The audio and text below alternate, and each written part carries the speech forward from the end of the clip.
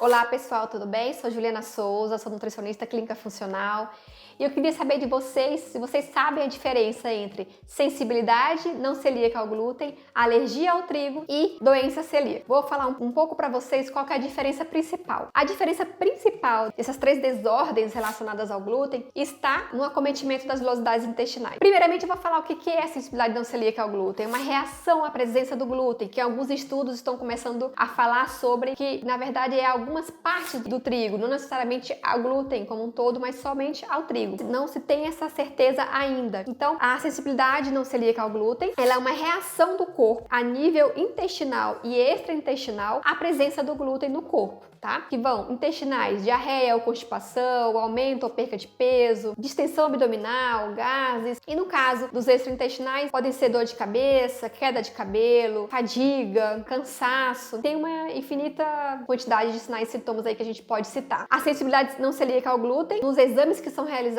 com essas pessoas, não tem anticorpos presentes e não tem atrofia das velocidades intestinais também. E o que acontece é que o paciente tem reação, o corpo, o organismo manifesta reações à presença desse alimento.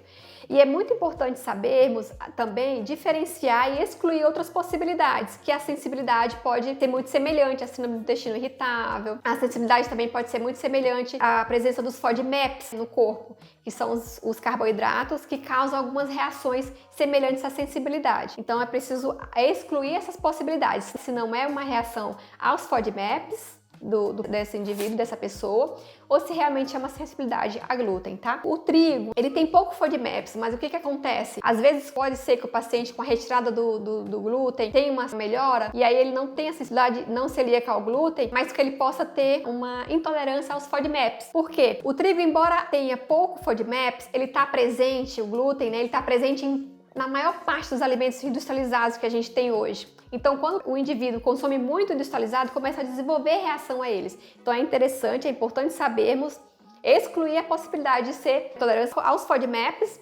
ou a sensibilidade não celíaca ao glúten, tá? Ou mesmo a síndrome do intestino irritável. E qual que é a diferença da sensibilidade não celíaca ao glúten para alergia ao trigo e para doença celíaca? A doença celíaca, ela tem acometimento das velocidades intestinais. Então é uma reação imunológica mediada pelo sistema imunológico que causa aquele processo inflamatório. Então ali é mediado por duas respostas imunológicas, inata e adquirida. Enquanto a sensibilidade se estuda apenas a inata, por isso que os sinais e sintomas são logo após a ingestão. Então, na sensibilidade, os sinais e sintomas são logo após ou até logo após algumas horas ou dias depois. Na doença celíaca são dias, horas, dias até anos depois. Você pode até anos depois de sinais e sintomas, tá? E na alergia ao trigo também dias, horas, logo após, horas depois ou dias, tá? Na doença celíaca, a resposta imunológica que o corpo dá à presença do glúten ali causa atrofiamento das velocidades intestinais. Com o atrofiamento dessas velocidades intestinais, há uma desabsorção de nutrientes, principalmente dos micronutrientes, vitaminas e minerais, que fazem, inclusive, a intermediação de ganho de peso ou de perca de peso. Por isso que o paciente geralmente apresenta baixo peso ou excesso de peso. Então, quando o paciente começa a desabsorver, a ter essa desabsorção intestinal, é doença celíaca, tá? E aí, essa é a principal diferença. E também a presença de anticorpos. Então, no caso da doença celíaca, está sim presente os anticorpos e a resposta imunológica inata e adquirida. Por isso que é logo após, dias ou até meses e anos, tá? Na alergia ao trigo, geralmente acontece com a inalação do trigo ou com o contato com o trigo, com o glúten. No caso da alergia ao trigo, quando o paciente ingere o trigo, ou inala, ou ele tem contato, ele tem a reação imediata, ou uma reação horas depois. Então, geralmente são urticárias, dermatites, problemas no trato respiratório, congestão nasal, espirro, coceira na garganta. Geralmente o paciente apresenta vômitos por ejeção. No caso da sensibilidade da doença celíaca, aquele vômito mais controlado. No caso da alergia ao trigo, é o vômito por ejeção, tá?